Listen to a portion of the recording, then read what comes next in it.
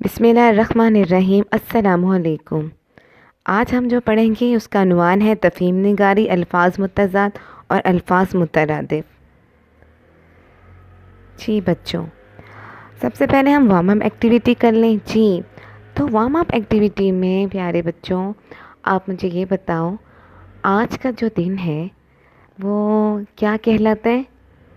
جی آپ کو پتہ ہوگا آج کے دن جو ہے وہ بلیک ڈے ہے، اور آج کے دن کیا ہوا تھا یہ بھی آپ کو اچھی طرح پتہ ہوگا کہ آج سے جو ہے 16 دسمبر 2014 میں جو ہے سانیہ پشاور ہوا تھا، اور اس میں کیا ہوا تھا کہ دہشت گردوں نے اسکول پر حملہ کر کے اے پی ایس پہ بہت سارے معصوم بچوں کی جان جو تھی بہت سارے معصوم بچوں کی جان جو تھی اپنے گنوا دی تھی، اور بہت سارے معصوم بچوں کا خون بہا تھا۔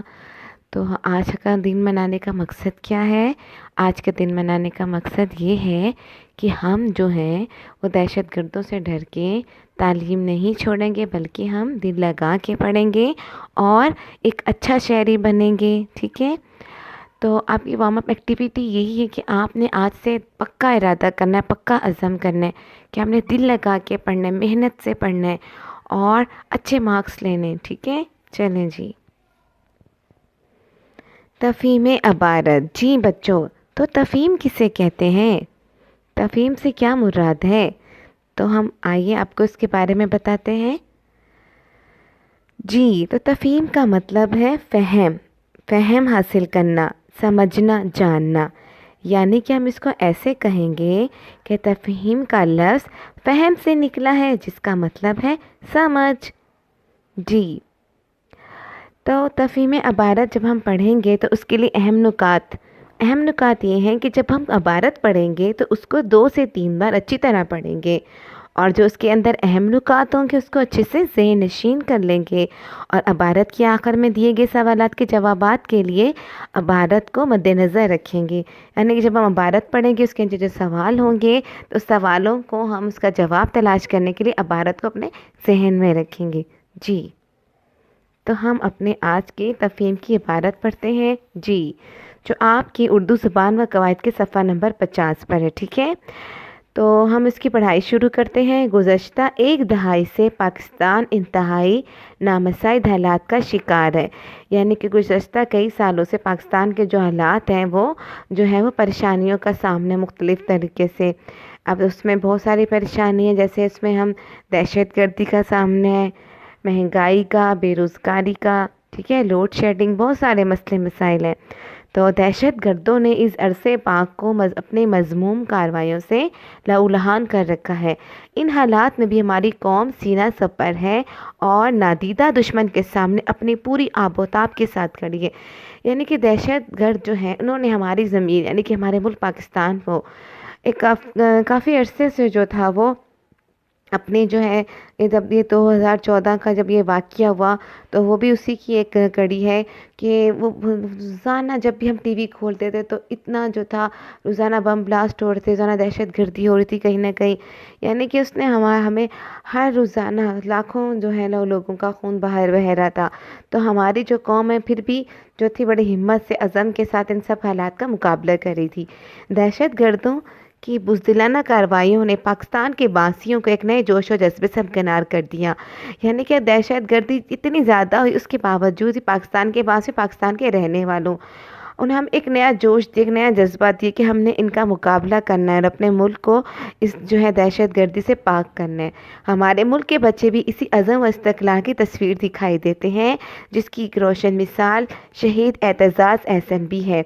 یعنی کہ نہ صرف ہمارے ملک کے جو بڑوں نے بلکہ ہمارے بچوں نے بھی اس میں عزم کا اظہار کیا، اور اس کی ایک روشن مثال ہے اعتزاز احسن، جو بچہ ہے جس کے بارے میں ہم یہ پڑھیں گے، جس نے اپنے اسکول پر حملہ آور ہونے والے دہشت گرد کو راستے میں روک کر اپنی جان کا نذرانہ پیش کیا۔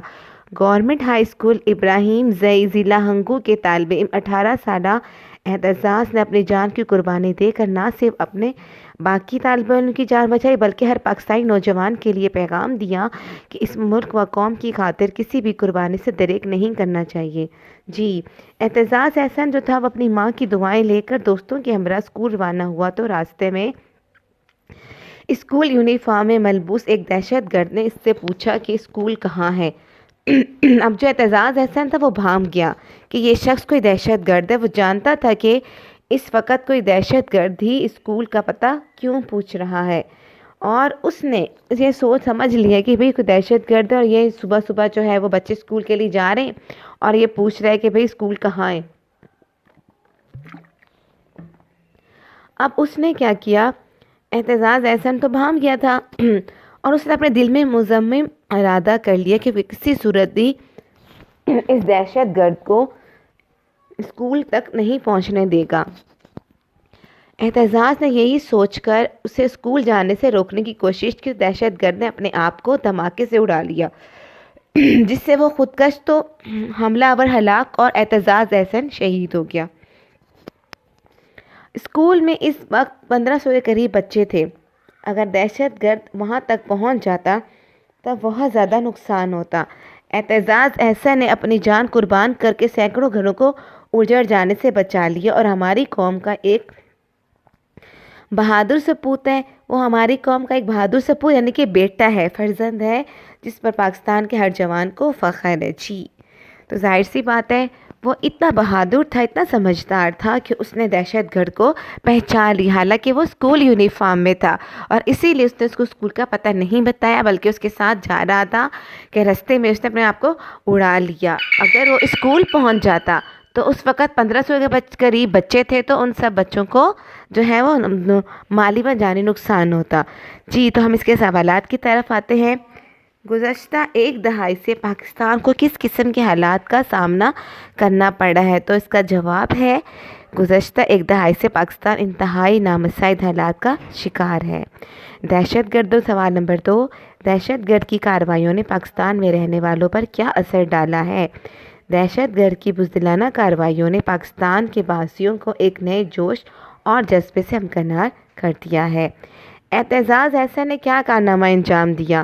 اعتزاز احسن نے اپنی جان قربان کر کے سینکڑوں گھروں کو اجڑنے سے بچا لیا۔ جی سوال نمبر 4 ہے، دہشت گرد نے کیا پہن رکھا تھا اور اس نے اعتزاز احسن سے کیا پوچھا؟ تو دہشت گرد یونیفارم میں ملبوس تھا اور اس نے اعتزاز احسن سے پوچھا کہ اسکول کہاں ہے۔ سوال نمبر 5، اعتزاز احسن کس طرح شہید ہوا؟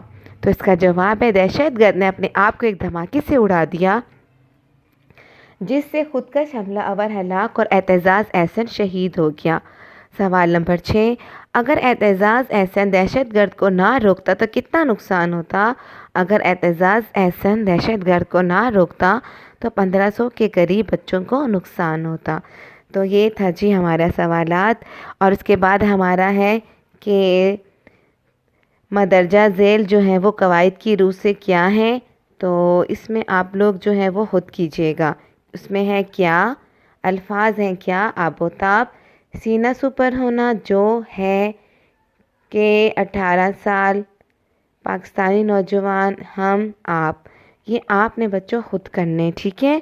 آپ نے خود سے اچھی طرح سے اس کی ڈیفینیشن دیکھنا، جتنے بھی ہمارے قواعد ہیں ان سب کی دیکھنے کے بعد آپ نے ان کو خود پہچاننا ہے کہ یہ قواعد کی روح سے کیا ہے۔ جی اب ہمارے پاس ہے مدرجہ ذیل الفاظ کے جو ہے ہم نے مترادف لکھنے ہیں، تو ہم الفاظ کے مترادف لکھ لیتے ہیں۔ پہلا ہے ہمارا عرض، اس کا کیا مطلب ہوتا ہے؟ عرض کا دھرتی، اس کا ہم لکھ سکتے ہیں ملک بھی، وطن بھی، ٹھیک ہے؟ اس کے بعد ہے فخر، اس کا فخر کا ہم لکھ سکتے ہیں بڑائی، اور ہم اس کا ناز، ٹھیک ہے؟ اس کے بعد ہے نذرانہ، اس کا ہم لکھ سکتے ہیں شکرانہ، تحفہ اور ہدیہ، ٹھیک ہے؟ آپ ایک دو بھی لکھ لیں گے تو اس طرح سے ہم اس کو حل کر لیں گے، لکھ لیں گے، ٹھیک ہے؟ جی بچوں، تب تفہیم عبارت کا مقصد کیا تھا؟ تفہیم عبارت سے کیا ہوتا ہے؟ عبارت سے تفہیم جو ہے ہم پڑھتے ہیں عبارت، ٹھیک ہے، جو ہمارے پاس 15 یا 14 لائنوں پر مشتمل ہوتی ہے، اس سے ہماری ذہانت میں اضافہ ہوتا ہے، لکھنے کا فن آتا ہے، اپنی بات دوسروں کو سمجھانے کا ہنر آتا ہے اور تخلیقی قوت بڑھتی ہے، یعنی کہ سوچنے سمجھنے کی صلاحیت۔ تخلیقی قوت سے کیا مراد ہے؟ سوچنے سمجھنے کی صلاحیت۔ جی الفاظ متضاد۔ جی الفاظ متضاد کسے کہتے ہیں؟ ایسے الفاظ جو ایک دوسرے کی ضد ہوں متضاد الفاظ کہلاتے ہیں، جیسے نیک کا بد، ٹھیک ہے۔ جی اس کے بعد ہمارے پاس صفحہ نمبر 52 پہ الفاظ متضاد دیے ہوئے ہیں، ہم نے ان کو جو ہے وہ کرنا ہے۔ جیسے پہلا ہے ہمارے پاس آسودہ۔ جی تو آسودہ کا ہم کیا لکھیں گے؟ آسودہ کا مفلوق الحال، اتفاق کا اختلاف، باطن کا ظاہر، بغض کا متضاد کیا ہوگا؟ صاف دل، بیگانہ آشنا، ترقی تنزلی، تکلف سادگی یا ٹھیک ہے۔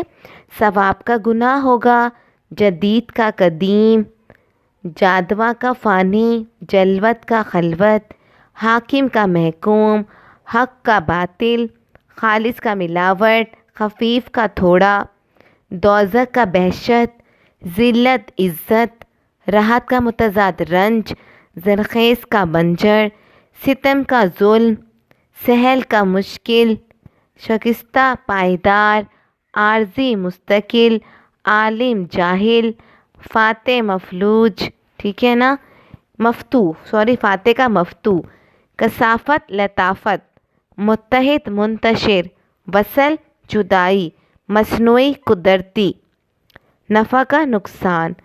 اگر میں اس کو لکھنے کی کوشش کروں تو میں شاید لکھ پاؤں۔ آسودہ کا مشکل ہوگا۔ جی یہ پرانی بک ہے وہ اس کا یہ تھا۔ اب جن بچوں کے پاس نئی بک ہے وہ سن لیجئے۔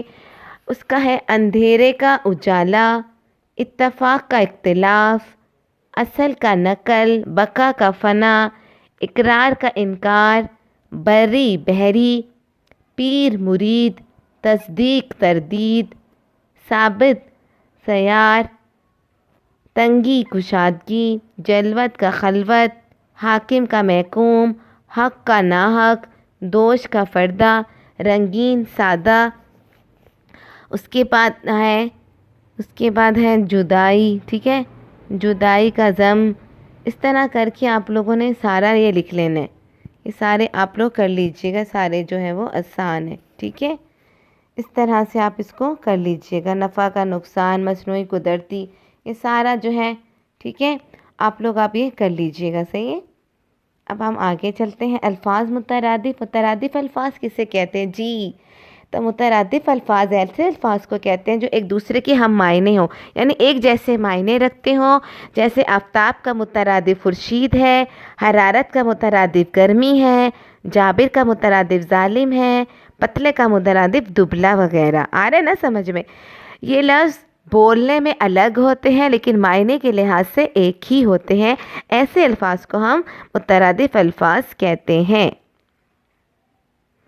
جی تو اب ہم آ جاتے ہیں صفحہ نمبر 53 پہ۔ الفاظ کے مترادف تحریر کر رہے ہیں، نئی اور پرانی بک دونوں میں ایک جیسے ہی ہیں، جیسے سورج کا آفتاب، سست کا کاہل، سلیس کا آسان، سستا کا عرضہ، شکوہ شکایت۔ اس کے بعد صنم کا بت، ضرر کا نقصان، ضعیف ناتواں، طالب خواہاں، طرف سمت، طائر پنچھی، طور ڈھنگ، ظلم کا ستم ہے، ظلمت کا تاریکی ہے، عادل کا منصف، عیش کا نشاط، غریب کا ندار، غمگین کا مغموم، فائدے کا نقصان، قربانی کا اثار، کامیاب کامران، گلشن گلزار، لاج کا شرم، لذیذ مزیدار۔ پھر اس کے بعد ہے مجلس محفل، مشہور معروف، واقف کا آشنا، حوث کا لالچ، یوم کے معنی دن روز، نظیر کا مثال۔ اس طرح سے بچوں یہ ہم لوگ سارا جو ہے وہ اس کو کر لیں گے، ٹھیک ہے۔ اچھا اپنا بہت خیال رکھیے گا، اور یہ سارا کام انتہائی صفائی کے ساتھ جو ہے اپنے بک میں کرنا، آج کی ڈیٹ ڈال کے، ٹھیک ہے؟ اور اپنا کام جو ہے آپ لوگ جلدی اپنا کمپلیٹ کر کے چیک کروا دیجیے، اور آپ زیادہ سے زیادہ بچے جو ہیں وہ آن لائن کلاسز کو اٹینڈ کیجیے۔ اپنا بہت خیال رکھیے گا۔ اللہ حافظ۔